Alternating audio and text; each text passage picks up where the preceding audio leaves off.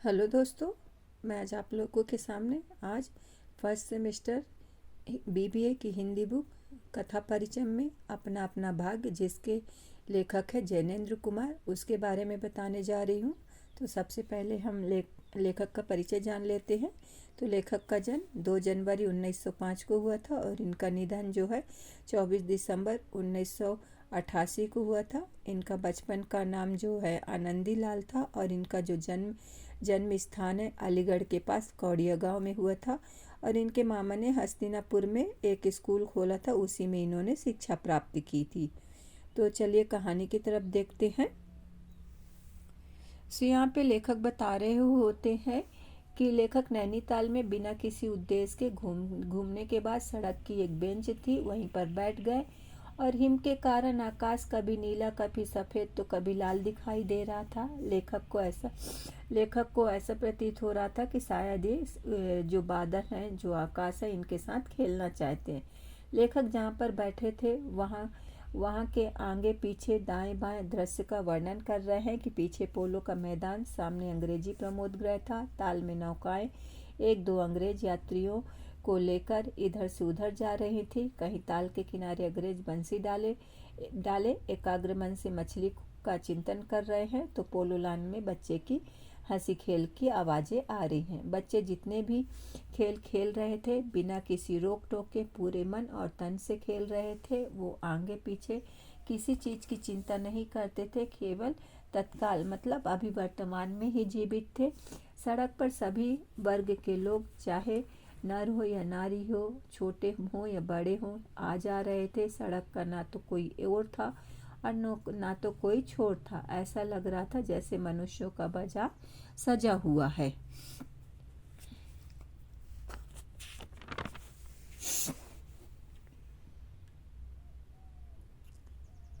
अंग्रेज लोग घोड़े पर थे और गरीब फटेहाल में घोड़ों की बागडोर संभाले थे। ऐसे पहाड़ी जिनका ना मान है ना ही सम्मान है। अंग्रेज बच्चे लाल लाल थे, जिनकी आंखें पीली थी, जो कि अपने पिता की उंगली पकड़े थे। अंग्रेज पिता अपने बच्चों के साथ खेल रहे थे, वहीं भारतीय पिता बुजुर्गों से घिरे हुए थे।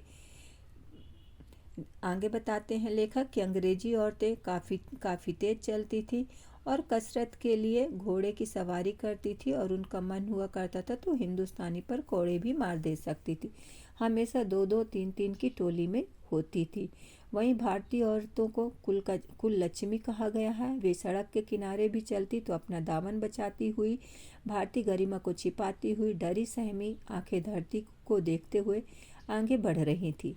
भारतीय काले थे और अंग्रेज गोरे थे। भारतीय जो अपने लोगों को देखकर मुंह बनाते थे और अंग्रेजों को देखकर दुम हिलाते थे। इस प्रकार अकड़ कर चलते कि जैसे भारत की धरती को कुचलकर चलने का अधिकार उन्हें मिल गया हो।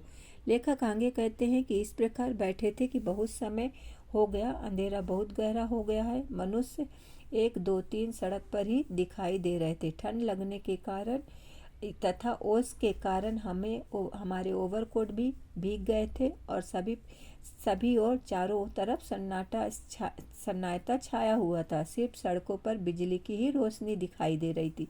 वह रोशनी ताल पर पड़ते ही प्रकाश 1000 गुना करके ऐसा प्रतीत होता था जैसे वह पहाड़ों के सिर पर से तारे जगमगा रहे हों। लेखक वहीं बैठे थे कि अचानक घने बादलों ने सबको अपनी आगोश में ले लिया और सारी रोशनी लुप्त हो गई। पहाड़ भूत के समान दिखाई देने लगे।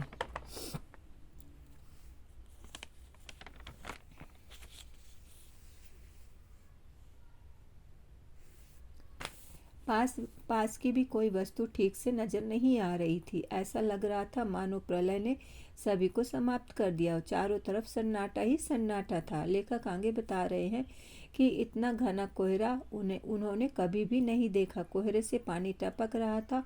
सभी लोग अपने अपने घर जा चुके थे। उस सन्नाटे में लेखक को कब्र से 11 बार टन टन की आवाज़ सुनाई देती है। लेखक के 2 वकील मित्र थे, जो उनसे विदा लेकर अपने अपने होटल चले गए थे। लेखक और उनके मित्र ताल के किनारे किनारे जा रहे थे कि मतलब ओस इतनी ज़्यादा थी, कोहरा इतनी ज़्यादा थी कि उन्हें बारिश तो हो नहीं रही थी, बट बारिश जैसा लग रहा था। और हवा के कण में भी बारिश महसूस हो रही थी। ठंड भी बहुत ज़्यादा थी। तो लेखक ने सोचा कि हम जल्दी अपने होटल पहुंचकर इन भीगे कपड़े को बदलकर अपने आप को गर्म कर लेना चाहते थे। बट उनके मित्रों ने कहा चलो कुछ देर और तो बैठते हैं यहाँ पे। तो लेखक ना चाहते हुए भी उनके मित्रों के वजह से वहाँ पे बैठ गए और उसके मित्र कोहरे में वहीं ठंडी लोहे की बेंच पर बैठे। काफ़ी देर वहाँ बैठे रहने के बाद लेखक तो बहुत ज़्यादा परेशान हो रहे थे, बट वो कुछ बोल नहीं सके। तो उन्हें दूर से एक काली सी सूरत उनकी तरफ बढ़ती हुई दिखाई दी। 3 गज की दूरी से दिखाई पड़ा कि वह एक लड़का सिर के बड़े बड़े बालों को खुजाता हुआ यहीं आ रहा है। इतनी ठंड में भी वह नंगे पैर, सिर पर कोई टोपी नहीं, एक गंदी सी कमीज पहने था। वह कुछ सोचते हुए आ रहा था। पास ही एक लालटेन थी।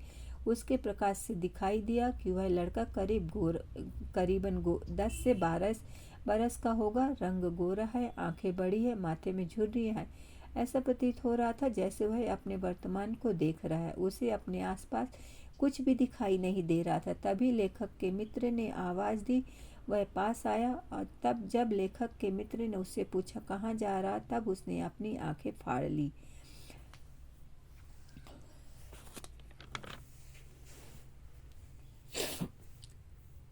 हम लोगों ने उससे बहुत सारे प्रश्न किए कि तुम क्यों घूम रहे हो, कहाँ सोओगे, कल कहाँ सोया था, काम करेगा आदि। लड़के ने जवाब दिया यहीं कहीं सो जाऊंगा। कल दुकान में सोया था, वहाँ काम करता था। 1 रुपये और जूठा खाना ये मुझे मिलता था। आज मैंने कुछ नहीं खाया। जहाँ भी जगह मिलेगी वहीं मैं सो जाऊंगा, यही कहीं इन्हीं कपड़ों में। माँ बाप 15 तो उस लेखक ने उसके माँ बाप के बारे में पूछा तो उसने बताया कि माँ बाप 15 कोस दूर गांव में है और मेरे कई भाई बहन हैं। वहाँ पर काम नहीं था। बाप भूखा रहता था और मारता था। माँ भूखी रहती थी और रोती थी। इसलिए मैं एक साथी के साथ यहाँ पे भाग आया। लेकिन साहब तो लेखक पूछते हैं कि तुम्हारा वो दोस्त कहाँ गया। तो वो लड़का बताता है कि साहब ने उसे मारा कि वह मर गया। तब लेखक के मित्र ने लड़के की व्यथा को सुनकर उससे कहा कि चल हमारे साथ, हम तुझे काम दिलाएंगे। लेखक और लेखक के मित्र वकील के होटल पहुंचे और उन्होंने वकील को पुकारा। वकील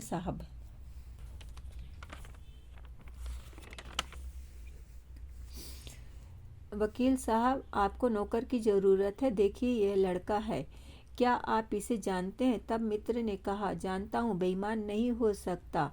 तब वकील कहते हैं कि ये पहाड़ी बड़े शैतान होते हैं, बच्चे बच्चे में गुल छिपे होते हैं, ऐसे कैसे किसी को नौकर बना ले। अगले दिन वह क्या क्या लेकर चंपत हो जाए किसे मालूम। इतना कहकर वकील साहब अपने 4 रुपये रोज के कमरे में मच्छरदानी मसहरी पर सोने चले गए। मित्र को जब वकील साहब से निराशा हाथ लगी तब जेब में हाथ डालकर टटोला कि मैं इस लड़के को कुछ दे दूं। बट लेकिन जेब में उनके 10-10 के नोट थे, सिक्के तो कुछ भी नहीं थे। कुछ नहीं लेकर तो उन्होंने तुरंत हाथ निकाल लिया और अंग्रेजी में लेखक से बात करने लगे कि इस बच्चे को खाने के लिए कुछ देना चाहता हूँ, बट लेकिन मेरे पास तो कुछ भी नहीं है जो दे सकूँ। तो लेखक ने भी अपनी जेब में हाथ डाला तो उनकी जेब में भी 10 के ही नोट थे।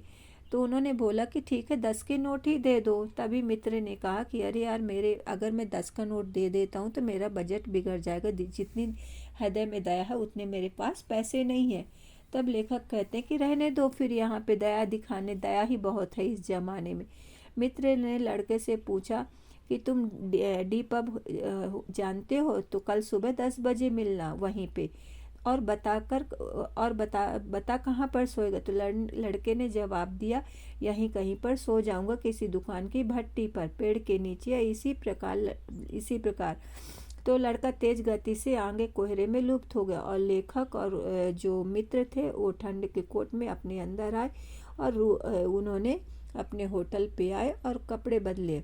अब नेक्स्ट उसके बाद जो होते हैं, उन्होंने क्या कहते हैं, मित्र ने लड़के के बारे में सोचते हुए उसके पास कितने कम कपड़े थे लेखक से बात कर रहा है। तो लेखक ने कहा कि संसार में ऐसा ही चलता है, चलो पहले हम अपने आप को गर्म कर ले, फिर दूसरों की चिंता करें। दूसरे दिन हम नैनीताल की होटल दीप अप पर पहुंचे। लड़के का इंतजार कर रहे थे लेकिन वह नहीं आया। लेखक और उसके मित्र नैनीताल की सैर खत्म करके मोटर पे जैसे ही बैठे, उन्हें यह समाचार मिला कि पिछली रात एक पहाड़ी बालक सड़क के किनारे पेड़ के नीचे ठिठुर कर मर गया। लेखक सोच रहे थे कि उस लड़के को मरने के लिए क्या वही जगह मिली थी जहां हम मिले थे, वही 10 बरस का और वही काली चीथड़ों की कमीज उन्हें वहां पर मिली थी।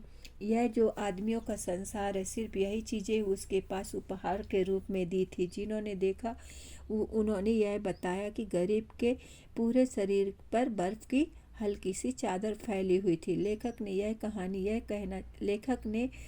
यह कहानी में यह कहना चाहते हैं कि दुनिया कितनी बेरहम हो गई है। प्रकृति ने आदमियों की इस बेशर्मी को ढकने के लिए खुद प्रकृति ने सफ़ेद ठंडे कफन से उस गरीब बच्चे का प्रबंध कर दिया। तभी लेखक कहते हैं कि अपना अपना भाग्य है। तो आप लोगों को ये कहानी कैसी लगी दोस्तों, ज़रूर बताइएगा और कमेंट्स करके ज़रूर लिखिएगा। धन्यवाद।